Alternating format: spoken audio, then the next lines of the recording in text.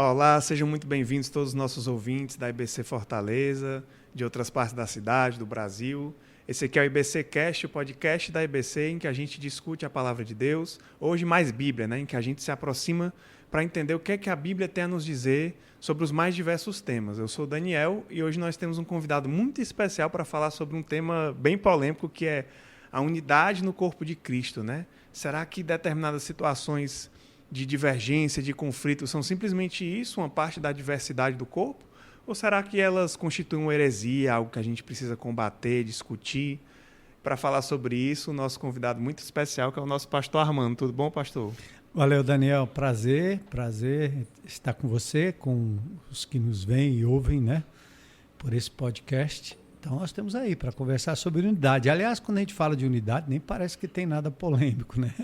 Porque a gente logo declara que a gente é um em Cristo Jesus. Mas eu acho que há implicações práticas disso e vale a pena a gente cavar um pouquinho e estimular um pouquinho o nosso pensamento aí, nosso senso crítico também, e algumas polêmicas que aparecem em torno desse tema unidade, né?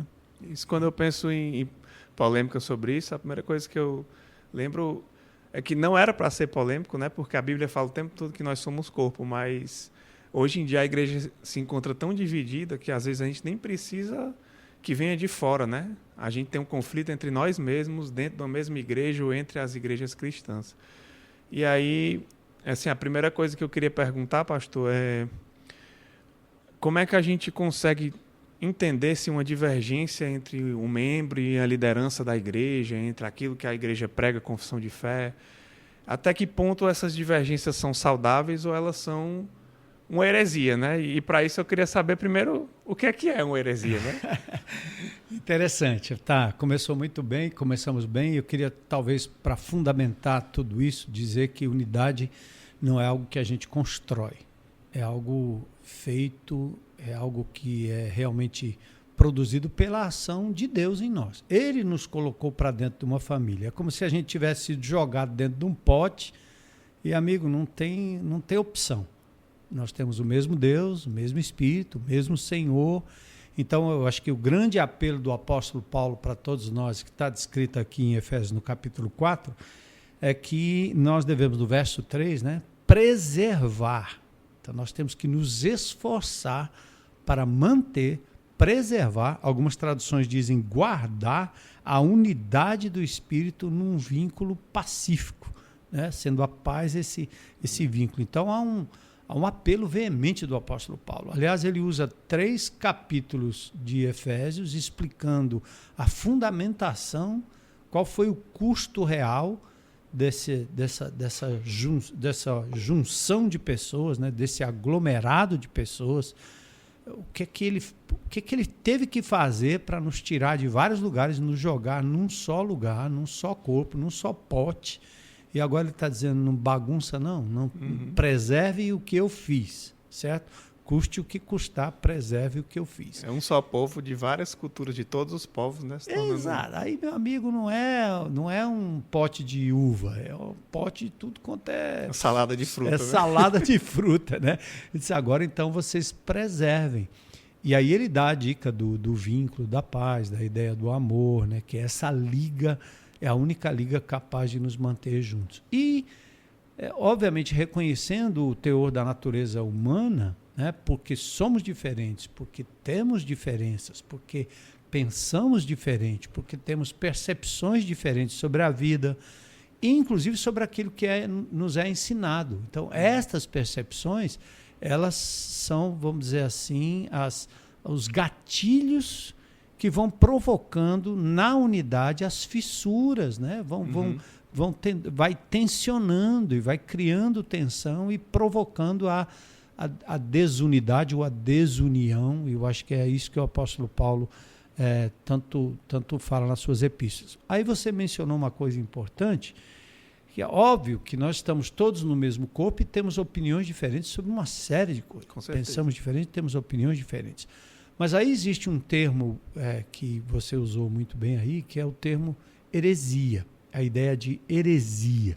A heresia é um termo grego que tem algumas passagens do Novo Testamento, inclusive em Atos, várias passagens, E em 2 Pedro 2,1 diz assim: assim como no meio do povo surgiram falsos profetas, assim também haverá entre vós falsos mestres, os quais introduzirão dissimuladamente heresias destruidoras, até o ponto de renegarem o soberano Senhor que os resgatou, trazendo sobre si mesmos repentina destruição. Aqui ele está falando de um ensino intencional, né, de uma heresia que não surge de uma dúvida normal, não surge, inclusive, da prerrogativa que o ser humano tem de até questionar Deus. Né? Quando você lê os profetas, você lê o livro de Jó, por exemplo. Né? Rapaz, por que eu nasci? Eu deveria ter sido um aborto. Né? Então, a Bíblia não só no livro de Jó, na sapiência dos patriarcas da igreja, dos pais da igreja, dos primeiros que creram e que expressaram a sua fé, mas, por exemplo, nos Salmos, né? E até o apóstolo Paulo disse: eu cheguei a desesperar da minha própria vida. Então, a Bíblia, ela admite que você faça questionamento como esses homens fizeram, tá? Mas isso não quer dizer necessariamente uma heresia. É uma dúvida. De onde parte, né, esse questionamento? Exato, de onde é uma coisa sincera. Você está perguntando porque você tem real dúvida. Outra coisa é uma heresia. Heresia tem uma conotação de que você vai de encontro àquilo que já está estabelecido, certo? Você tem um corpo de fé básico e você então vai de encontro àquilo. Você é dissimulado, você sabe, como esses indivíduos aqui de 2 Pedro 2,1. Aparece, por exemplo, a palavra heresia como também sendo uma espécie de seita, né? Um grupo que corre por fora. Em Atos 5,17 fala da seita dos saduceus, que não acreditavam, por exemplo, na ressurreição. Sim. Então, como eles negavam a ressurreição a priori, eles passam a ser heréticos porque vão negar a ressurreição de Jesus. Se Cristo não morreu, a nossa fé é vã e nós vamos padecer nos nossos pecados, né? 1 Coríntios capítulo 15. Depois tem a seita dos fariseus, que em Atos capítulo 15 também, no verso 5, fala da seita dos fariseus. E essa palavra seita tem por trás o termo grego heresia, certo? Por que era heresia? Ora, heresia porque os fariseus queriam que o judeu convertido continuasse cumprindo a lei, que a salvação para ele seria o cumprimento da lei e não a graça de Jesus. Por isso são chamados de seita. Tem também a seita dos nazarenos, em 24:5. Em 24:14 é interessante que até os cristãos eram considerados como heréticos diante daquilo que já estava estabelecido. Era uma seita do judaísmo. Né? Exatamente, uma seita do judaísmo. Então, os judeus agora, julgando o apóstolo Paulo e os primeiros cristãos, nos consideravam heréticos. E assim, o 1 Coríntios 11:19, o apóstolo Paulo também chama a atenção para o fato de que quando você cria deliberadamente uma facção dentro da igreja, quebrando a unidade, fazendo oposição a uma autoridade constituída, no caso nós estamos falando dos pastores, presbíteros, né? Você então está fazendo está propondo uma facção que se contrapõe àquilo que é pregado, que é vivido dentro da igreja. Então, em 1 Coríntios 11:19, a palavra heresia está por trás desse termo facção. Agora, é interessante, historicamente, né? Quando morre o último apóstolo, João, a igreja, eu acho que tem um historiador chamado Bauer, que ele preconiza o fato de que, logo depois da morte dos apóstolos, muitas heresias surgiram. Porque a igreja era muito nova e estava tudo muito novo. Nós não tínhamos ainda o Novo Testamento consolidado, imagine, né? Então se pensava em todo tipo, tanto que aí nós tivemos Irineu, nós tivemos outros pais daí, Atanásio. Tem o arianismo, né? Aí surgiram as várias seitazinhas que eu vou até mencionar aqui. Mas aí nós temos estes pais da igreja que escreveram, inclusive, compêndios largos contra heresias. O primeiro escreveu contra os heréticos e depois o outro contra as heresias. E aí nós tínhamos, naquela época, as heresias elas tinham um foco muito, muito claro e perigoso, que era a deidade de Cristo. Era olhar para trás e ver se o homem Jesus era de fato Cristo Messias, e se ele, homem Jesus, Cristo Messias, era Deus que se fez gente, então era um questionamento sobre a deidade. Então nós vivemos ali pelo menos 3 séculos de dúvidas, porque nada ainda estava estabelecido. Então esse foi um momento que o Espírito Santo realmente teve que trabalhar muito. Nós tínhamos o gnosticismo, né, que tinha aquela ideia de que o Deus da razão era diferente daquele Deus criador e o Deus da moral do Velho Testamento, né? Nós temos o marcionismo, que também mostra Jesus como sendo... Jesus cultuava um Deus ou se relacionava com Deus diferente do Deus do Velho Testamento. Nós temos o montanismo, que aí era uma espécie de pentecostalismo precoce, né? Porque eles acreditavam nas revelações do Espírito Santo. Então, todos nós temos o Espírito Santo, nós estamos no Espírito Santo, então o que o Espírito Santo revelasse virava verdade, virava doutrina, e isso enquanto... Estava adicionando o tempo todo. Adicionando. Enquanto os textos das cartas de Paulo, de João, estavam sendo consolidados, estavam circulando, mas veja que ainda tinha muita brecha, além do Velho Testamento, exatamente para essas heresias.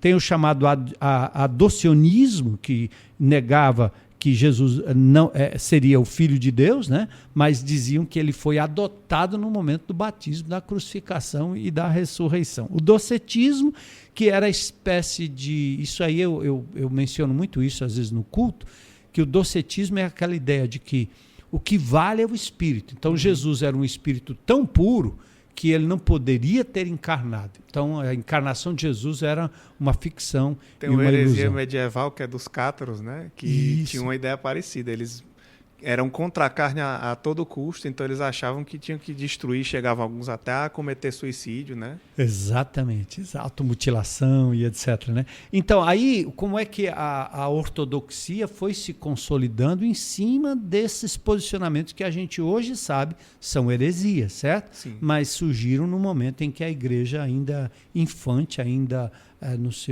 seus primórdios, estava tentando construir uma base de fé. E daí você começa a ter não só os concílios, mas você começa a ter as confissões de fé que vêm daquela época, né? Como o caso do credo apostólico. Creio em Deus Pai Todo-Poderoso, Criador dos céus e da terra, né? Então você vê esses credos apostólicos, eles vão consolidando o que é a ortodoxia, o que é que a gente deveria crer. Então, quando você destoa daquilo, aí sim você passa a alimentar uma heresia. E assim foram os concílios, né? Eu falei aqui de Tertuliano, que tem o seu compêndio contra os heréticos, e depois nós temos Irineu contra as heresias. Entre aí o 1º século, o 2º século, o 3º século, o 4º século e etc. E depois as heresias medievais, que também inclui esse que você falou, dos cátares, né? Os paulicianos, os bolgomios, os petrucianos, os valdenses, os lollardos. Então esses camaradas, eu acho engraçado, antigamente eu li um livrinho chamado Rastro de Sangue dos batistas regulares, porque eles acreditavam que nós não viemos da reforma protestante. Nós tínhamos um rastro de sangue, um veio de fé que antecedeu. Só que dentre estes que formaram o elo da fé entre os apóstolos e a reforma, nós tínhamos aqui esses indivíduos que criam em coisas absurdas também, né? Além de preservarem a fé, e eu até acredito que Deus, ao longo do tempo, através do Espírito Santo, foi refinando a fé dessas pessoas. Enfim, eu acho que aí a gente pode passar para o aspecto mais prático, né? Mas Paulo, por exemplo, fala lá em Gálatas 1:9, assim como já vos dissemos, agora eu falo de novo, se alguém vos anunciar outro evangelho além do que vocês receberam, sejam anátemas, e essa palavra está muito ligada à ideia de heresia, né? O que é anátema, aquilo que é impensável, aquilo que é uma blasfêmia, você então tentar defender algo que está fora da ortodoxia. E talvez uma coisa importante agora, para trocar em miúdos e não ficar aqui só na ideia um pouco mais profunda, é que a grande verdade é que nas Escrituras nós temos verdades inegociáveis, né? São verdades inegociáveis. E eu acho que hoje, quando a gente pensa em heresia, não é se eu tenho uma opinião sobre, por exemplo, a cronologia da escatologia. Se eu acredito que Jesus vem antes da tribulação, no meio da tribulação, no fim da tribulação. E quando você também acredita, tem crença sobre usos e costumes, em que a gente pode divergir, a gente pode ter diferença de opinião, sem necessariamente significar uma heresia. Né? Então, a heresia ela é fundamentalmente um desvio da sã doutrina estabelecida nos seus fundamentos básicos. Vamos lá, deidade de Cristo, morte vicária de Jesus Cristo, né? A ressurreição de Cristo, o retorno de Jesus Cristo, não necessariamente a data, a época, o momento e etc. Então, a salvação pela fé em Cristo Jesus, não pelas obras, que aí se torna uma heresia, uma falsa doutrina, um outro evangelho ou coisa do tipo. Tá? Então, agora, tem que diferenciar isso de opinião. Por exemplo, vamos pensar aqui em Romanos capítulo 14, né? Onde Paulo fala sobre a tolerância do fraco da fé.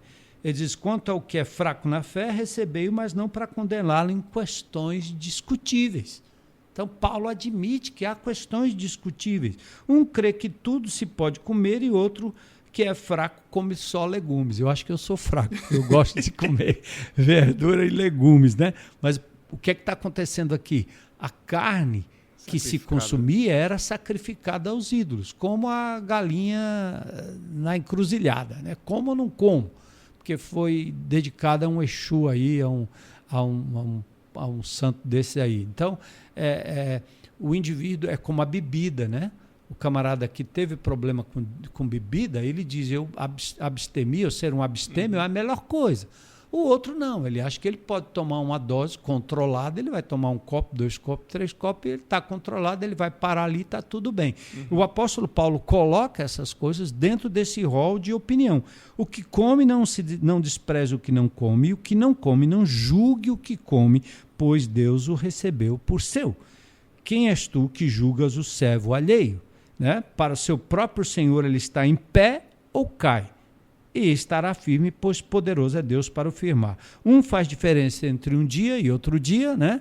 Um guarda um dia, outro guarda o outro dia, mas o outro julga iguais todos os dias. Cada um esteja inteiramente seguro em sua própria mente. Aquele que faz caso do dia para o Senhor o faz, e quem come para o Senhor o come, pois dá graças a Deus e etc.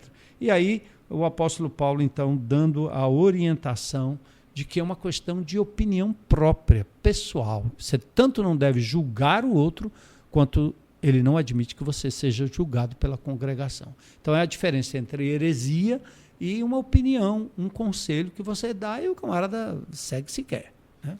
Pastor, continuando nesse rumo da prática, primeiramente, né, você que está em casa, você acabou de ter uma verdadeira aula aqui, né?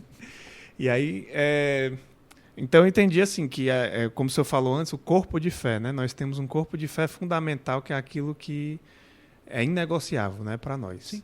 Mas olhando também para o passado da igreja, a gente vê que até a própria igreja institucional já considerou certas coisas heresias que nós mesmos não consideramos, né? Tanto que até tem historiadores que falam dos, não sei se é pré-reformadores que chamam, né? Como Sim. o senhor falou, né? Que são os valdenses, né? Que tinha crenças que coincidem com crenças protestantes, né? Crenças que nós temos hoje e que foram perseguidos, né? E tudo mais, enquanto outros já tinham coisas que a gente também condenaria. Mas a gente olha hoje em dia, tem igrejas que, por exemplo, dizem que a mulher deve usar o cabelo grande, não deve usar calça, senão a pessoa não pode ser membro. Vai ter igrejas que diferem aspectos da salvação. E então a gente tem, por exemplo, questões de costume, sei lá, sexualidade, né? Vai ter uma igreja que é mais liberal. A gente tem questão, eu digo aqui que a mulher pode usar calça, outro que não pode, que tem que cortar o cabelo assim, assado, pode tatuagem, não pode. Um é calvinista, outro é arminiano, e por aí vai. Tá. E aí tem as que vão dizer que Jesus não é nem Deus e outras coisas assim. Como é que eu vou... Então, como é que eu identifico qual é esse corpo fundamental? Rapaz, se a pessoa falar isso aqui, isso é perigoso, então não, isso é só a opinião dela. Como é que eu diferencio hoje o irmão que come carne do que não come, por exemplo, e uma situação em que a gente olha, não, isso aqui não é admissível. De novo, embora o critério seja respeito, quando a gente fala de aceitação, é só compreender que a pessoa pensa diferente, Sim. a igreja é diferente, seus costumes são diferentes, tá? Mas, por exemplo, eu teria muita dificuldade, aliás, acho que antes de responder, eu queria pensar assim, que existe um corpo que é um corpo de doutrina básica fundamental. São os fundamentos da nossa Sim. fé e prática. Eu acho que cada igreja deveria ter isso muito bem declarado. Nós já tivemos e até temos, tá certo? E nós precisamos realmente continuar declarando Sim. isso cada vez mais. É tanto que o ano passado, e nesse movimento do Mais Bíblia, nós estamos fazendo com que a nossa teologia, com aquilo que nós cremos, seja conhecido. Nós começamos o ano na série Eu Creio, né? Eu creio, eu creio. Então, essa ideia de eu creio é exatamente para fundamentar aquelas coisas que são inegociáveis. Então, peraí, se eu tenho uma igreja ali na esquina que diz que Jesus Cristo não é Deus, mas ele é um Deus, então eu não posso chamar esse indivíduo de irmão e nem achar que está tudo bem. Não está tudo bem. Eu posso respeitá-lo, eu não preciso atacá-lo, tá certo? Claro. Mas nós temos uma seita que é considerado, aí é considerado seita. Nós temos uma seita que todos conhecem aí, os chamados Testemunhos de Jeová, que eles têm uma tradução, a tradução Novo Mundo, que é uma tradução que deturpa, eles deturpam, eles mudam um artigo definido por um indefinido. Né? No princípio era o verbo, e o verbo estava com Deus, e o verbo era um Deus. Então aí você tem a palavra distorção, né? Ela nem é correta, né? Tem uma torção, mas vou usar o termo distorção. Você tem uma distorção do texto bíblico, e é proposital, Sim. é malicioso, é ruim, não faz jus ao documento histórico. Então, se o indivíduo está mudando um artigo para dizer que Jesus Cristo não é Deus, ele está negando a deidade, e lá João condena. Então, o Espírito de Deus não está nesse cara. Eu não posso acreditar que esta seja uma igreja cristã, embora ele postule, ou pregue, ou ensine os 300 mil outros mandamentos que coincidam com os meus. Percebe? Não tem negociação. Como não tem negociação com o espiritismo. Por que não tem negociação? Embora eu tenha amigos espíritas, embora eu já preguei em centros espíritas, quando sou convidado eu vou e prego com todo respeito, sou muito respeitado por eles, tenho grandes amigos que são políticos, outros são radialistas, são espíritas, mas nós temos uma diferença fundamental. Quer dizer, a diferença entre Jesus é uma reencarnação ou é uma ressurreição? E aí, quando você diz que Jesus não ressuscitou, ou você nega a eficácia da ressurreição, muda completamente toda a palavra. Pronto, muda tudo. Muda a salvação, muda o sacrifício vicário, muda a suficiência do sacrifício de Jesus. Aí não dá, amigo, não tem como. Agora, vamos lá. A tendência mais arminiana, que aí é o nosso caso agora mais difícil, mais complicado, mas vamos lá, né? Eu falei sobre isso agora há pouco ali numa ilustração. Os pentecostais geralmente têm essa base mais arminiana, ou seja, eles acreditam que a salvação pode ser perdida em função de alguns textos, mas ao meu ver é também muito em função da ideia da manutenção da santidade na vida do crente. Sim. Ele não quer dar chance do crente pecar deliberadamente. Sabendo que já está salvo, já está condenado, não tem jeito. Exatamente. Ele é induzido a pensar que não pode pecar, porque se ele pecar, Deus pune. E a punição é no alto grau de severidade. Sim. Não é só uma correção. É como se um pai dissesse assim, não erre meu filho, porque senão eu vou te deserdar. Você vai embora de casa amanhã. Não erre meu filho, porque senão eu vou lhe dar umas palmadinhas, né? Na época que era permitido. Então, quando eu olho para o mundo pentecostal, eu ainda quero considerá-los meus irmãos, eu quero acreditar que Jesus vai perdoar essa baboseira teológica, que eu não acredito, sinceramente. Não consigo chamar isso de uma heresia e consigo olhar para eles e dizer, são meus irmãos em Cristo. Eu acho que é só um mau uso, uma má interpretação das Escrituras e mau uso de alguns textos. Então, primeiro, nós estamos falando aqui de base doutrinária, certo? É doutrina. Então, heresia em relação à doutrina, opinião diferente em relação à doutrina básica, amigo, aí não. Agora, vamos lá. Existe a divergência em relação a costumes. Aí você está falando de usos e costumes. A calça comprida, não calça comprida, o cara usa Deuteronômio 22:5, né? Que o homem não é permitido usar traje de mulher, nem a mulher traje do homem, né? Aquilo é uma interpretação completamente errada de um texto bíblico. Mas tudo bem, se ele pensa assim, não é problema, é meu irmão em Cristo e fica lá com sua calça ou com sua saia e eu fico aqui com a minha calça comprida e estamos resolvidos. Aí é uma divergência de usos e costumes, né? Lembra, na nossa época, a bateria não podia, né? Aliás, tem um grupo Imagina aqui... Imagina o forrozinho pé de serra que tem aqui no Arraial. Tem um grupo aqui, daquela época medieval, os petrucianos, que eles acreditavam no celibato, no batismo infantil, e o órgão era o único instrumento permitido. E isso nas nossas igrejas durante muito tempo prevaleceu. Isso diz respeito a usos e costumes, não é doutrinário. Usos e costumes. Outra coisa, aí você entra numa outra seara, que se eu pudesse também dividir aqui, eu dividiria. Sei que há interseções, mas a outra seara é a seara da moral, da ética.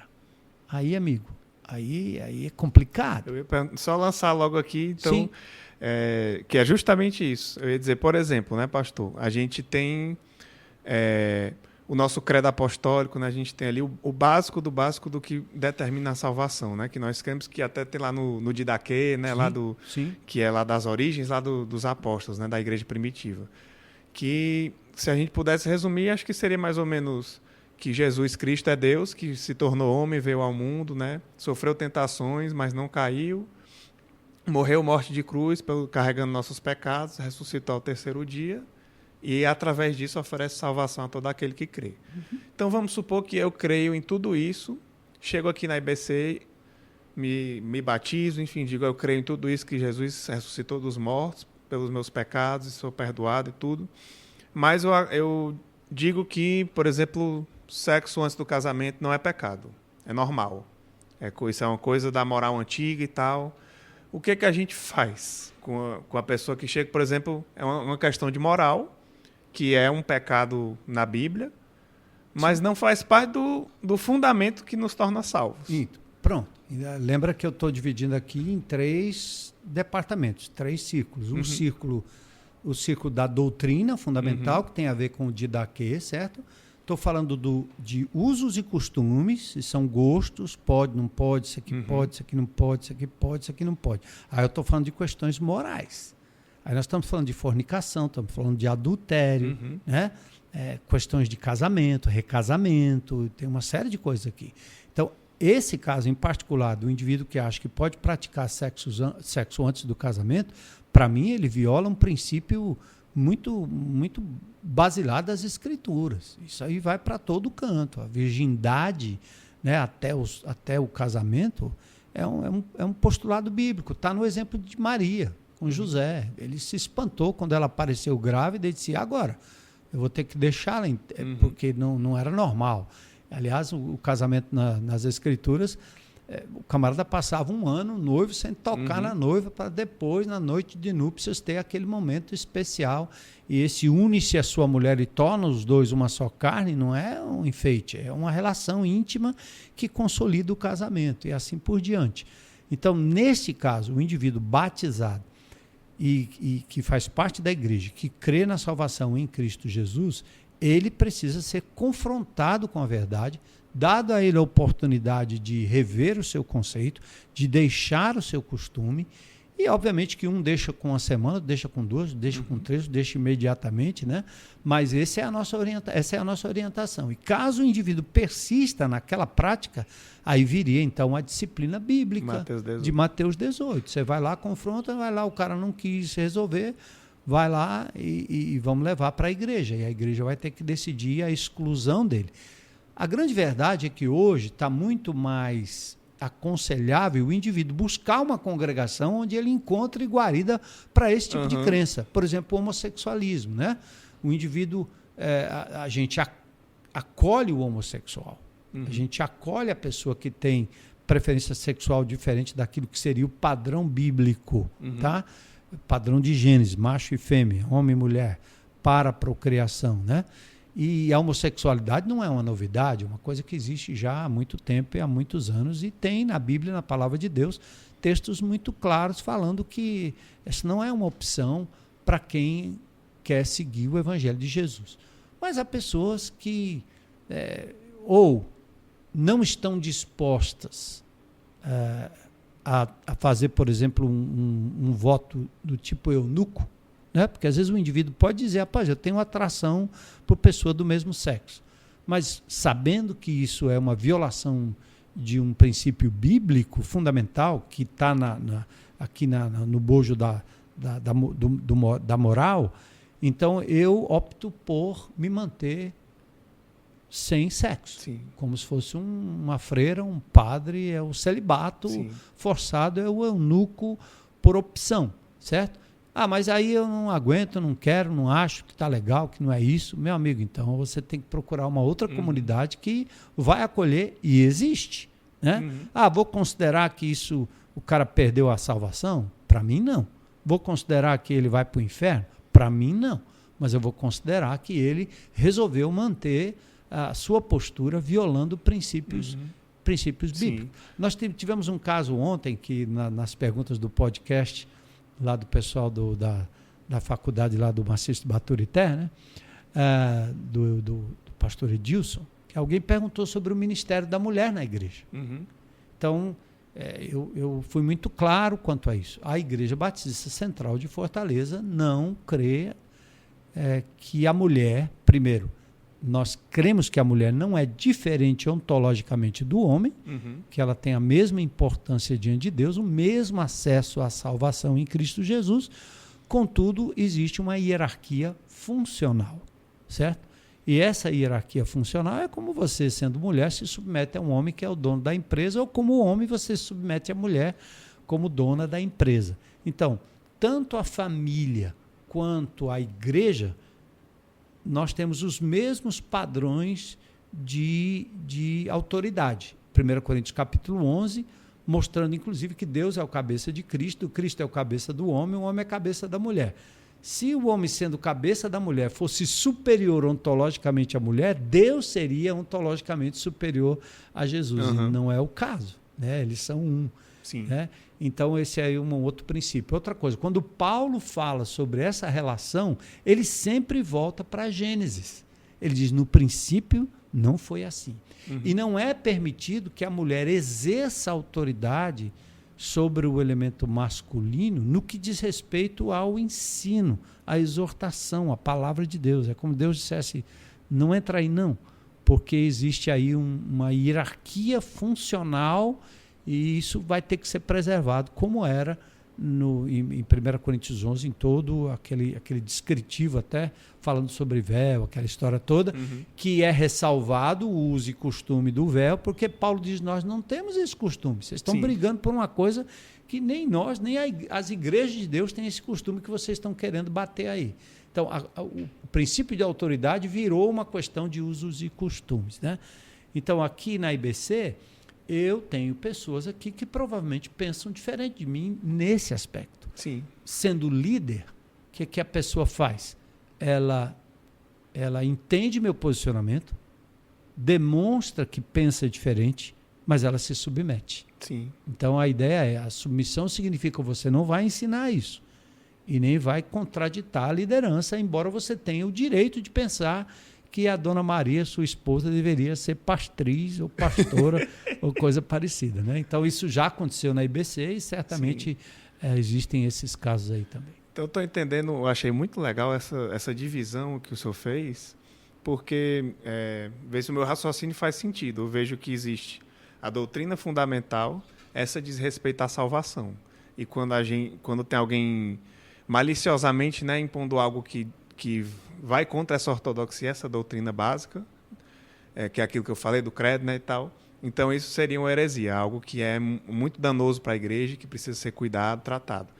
Existe a coisa dos costumes, que tem a ver com as opiniões, as personalidades, os estilos, a cultura daquela igreja, que não tem a ver necessariamente com pecado, nem com e nem muito menos com a salvação. E tem as questões de moral que tem a ver com o pecado. E aí, diferente da heresia, aquilo não diz respeito à salvação.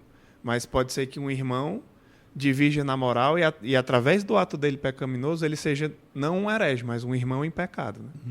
Então, agora eu estou visualizando isso, achando muito, muito legal poder entender isso, porque eu vejo a diferença entre aquilo que a heresia, que é, isso aqui a gente não consegue nem dizer que é um irmão. E esse outro, como o senhor falou, não concordo com o pecado dele, nós precisamos tratar. Se a pessoa não quer tratar, não quer cuidar, não quer resolver, procura uma comunidade que aceita aquilo. Nós entendemos que aquilo não faz bem para você, mas não quer dizer que você perdeu a sua salvação por isso, né? Que você deixou de conhecer a Jesus se você crê naquilo que é fundamental. E Jesus é muito misericordioso. E talvez aí haja uma distinção técnica interessante entre heresia e apostasia. A apostasia não quer dizer necessariamente uma heresia que tiraria a pessoa, vamos dizer assim, da sua fé concreta em Deus. Ele simplesmente apostatou da fé, mas não é dessa fé para a salvação. Talvez haja uma diferença aí, porque a palavra heresia é muito mais forte que a palavra apostasia, embora a gente até inverta e use diferente, ou use sinonimamente falando, né? Quer dizer, você diz que uma palavra é igual à outra. Não é. Uma coisa é o desvio de um caminho que o indivíduo lá na frente pode voltar. E outra, inclusive a questão da apostasia, né? Que o indivíduo ele não só ele apostata da fé básica de usos, costumes e etc., e ele leva consigo outros, né? Como na heresia também acontece, mas a apostasia é um pouco disso, é um desvio de rota que o indivíduo pode ser trazido de volta. Perfeito.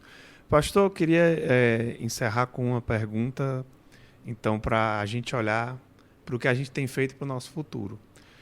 Como é que nós conseguimos, então, estimular de forma prática no nosso dia a dia a unidade dentro da nossa comunidade da IBC e entre nós e outras igrejas espalhadas por aí? Como é que a gente consegue incentivar essa unidade na diversidade, né? Que as pessoas consigam exercer seus dons, os seus estilos, as suas personalidades e, ao mesmo tempo, se manter unidos dentro do corpo de Cristo. Aliás, você tocou num assunto que é outro assunto bastante delicado e até polêmico. Meu posicionamento é um posicionamento até considerado por alguns como estranho, né? Como é que a gente promove a unidade das igrejas de Fortaleza? Tá? Toda vez que a gente tenta fazer um projeto juntos, como as igrejas de Fortaleza, nós sempre esbarramos naquilo que o Paulo mesmo diz. Rogo-vos, andem de modo digno da vossa vocação, com toda humildade. Aí começa o desfile de egos. Sim. Eu quero pregar, eu quero sentar lá em cima, eu quero ter meu nome mencionado. A minha igreja tem que estar acima de tudo, né? Então, é preciso humildade, né? Humildade. E humildade é uma coisa que você pega, mas escorrega nas mãos como água, né?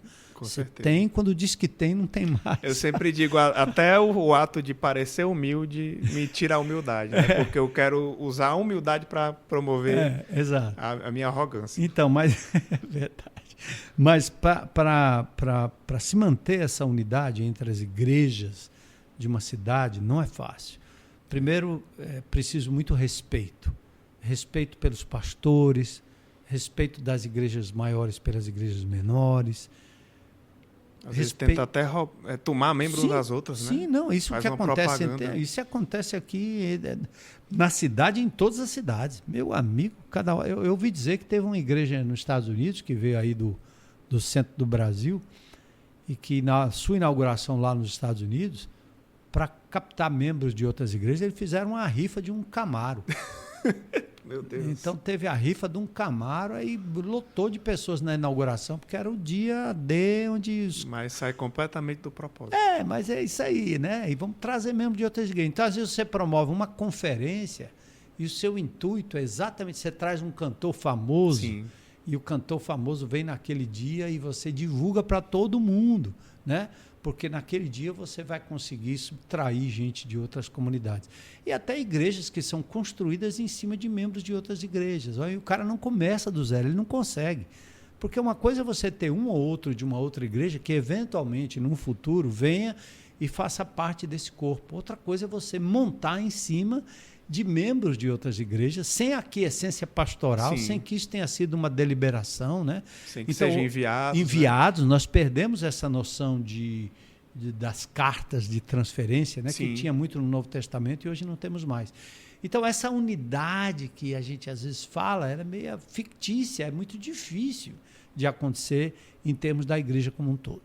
Na comunidade local, eu acredito que essa unidade que já existe no Espírito Santo de Deus, ela é promovida, trabalhada, preservada através de ações concretas, né? Eu acho que é através do púlpito, através de movimentos, como o que a gente vai fazer agora, né?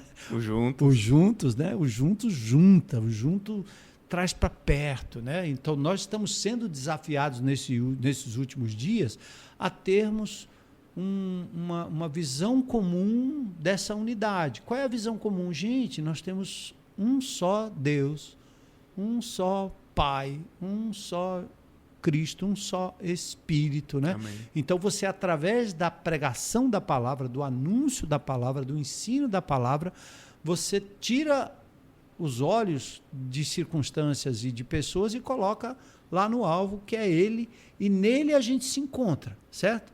E depois, aí sim, a questão, como ele diz aqui, da humildade, da mansidão, né? Da mansidão, que é super importante também, longanimidade, o suportar uns aos outros em amor, guardando a unidade no vínculo da paz. Aí ele vai, um só Espírito. O texto é fantástico, né? Já mostra tudo. Mas é essa promoção da diversidade, da admiração, é pensar não de si mesmo além do que convém, é você considerar os outros superiores a si mesmo. E é essa coisa de que nós somos um corpo e que nós dependemos uns dos outros. Então, ao meu ver, em primeiro lugar, é ensino, é palavra de Deus, é o profeta falando, né? Seja qual for o meio, e esse é um meio que a gente está utilizando aqui, Sim. E a igreja investindo não é bem programa, mas são momentos, eventos, são oportunidades do exercício dessa unidade. Facilitando o relacionamento, Pronto. Facilitando a comunidade. Exatamente. Então, quando você tem um campus onde as pessoas chegam, sentam próximas umas das outras, quando você tem um campus onde você tem, como me perguntaram ontem, como é que vocês lidam lá com os adictos? Tem um programa especial? A igreja toda é adicta, né? Porque o cara é adicto de drogas, adicto de sexo, adicto de dinheiro, adicto de uma série de coisas. Então, quando você junta essas pessoas num só lugar, por isso é importante o grande ajuntamento e o pequeno ajuntamento, você está promovendo unidade. Quando você diz, nós vamos invadir a cidade, você está promovendo unidade. Quando você aponta que o inimigo não é o outro, mas é aquele que está por trás, você está promovendo unidade. Então, eu acho que essas são as formas, né, de respeito mútuo, de reconhecer que eu preciso de você, você precisa de mim, você tem dons que eu não tenho, nós nos complementamos. Então, acho que são essas coisas lindas aí que todo o Novo Testamento é permeado aí de princípios e valores que ajudam a gente a promover essa unidade. Amém. Eu percebi que muitas das coisas que o senhor falou são parte do fruto do Espírito, né? Total. Quanto mais a gente imita Jesus, deixa o Espírito Santo falar, naturalmente a gente vai encontrar unidade, né? Sem precisar de uma fórmula mágica. Sim. Pastor, o senhor quer deixar algum recado final aí para os nossos telespectadores? O recado final, como o nosso podcast aqui é promovido pelo Mais Bíblia, eu espero que você coma mais Bíblia, né? Que você Amém. Não espere por ninguém, mas que você seja você mesmo o grande consumidor, né, das palavras das Escrituras, porque eu acho que é isso que traz fundamentação para a unidade, para a nossa caminhada, para a nossa missão diante de Deus. E a Bíblia é isso, né? É o que revela quem Deus é, quem nós somos e qual o grande propósito da gente aqui. Então eu quero louvar a Deus por vocês ali no Mais Bíblia, né? Amém. Estão trabalhando, Joel, se você, o Euriano, né? Afonso, esse pessoal, Hamilton, uma turma boa aí que está trabalhando pelo Mais Bíblia, mas mais do que o que nós temos que oferecer é o que você mesmo pode fazer, buscando na palavra de Deus sua fonte de inspiração para a unidade, para tudo isso que eu já disse. Então essa é a palavra que eu deixo e talvez uma outra coisa importante que eu quero dizer para vocês. Estamos aí às vésperas de um grande momento na vida da igreja, onde juntos nós vamos ver os milagres de Deus e o poder de Deus. E a outra coisa final é tudo que nós estamos vivendo nesse pós-pandemia, ao meu ver, tem uma glória muito especial e muito maior acima de tudo que nós já vivemos no passado, tanto como igreja, como indivíduo, como família. Então eu estou muito, muito, muito, muito entusiasmado aí com aquilo que Deus vai fazer, porque a glória desse momento da nossa história vai ser muito maior do que tudo que a gente já viveu lá atrás. Amém. Glória a Deus. Pastor, muitíssimo obrigado pela participação. Foi um prazer ter o senhor aqui com a gente mais uma vez. Você que está nos ouvindo, continue escutando o nosso podcast, o Mais Bíblia, o podcast das gerações aqui do IBCcast. Siga a gente nas redes sociais, a gente está lançando os programas no YouTube, no Spotify, no Deezer, em várias plataformas. E procura aí a IBC Fortaleza em todas elas. Um grande abraço e que a gente siga na unidade com esse mesmo propósito, essa mesma missão que é proclamar Jesus. Um abraço.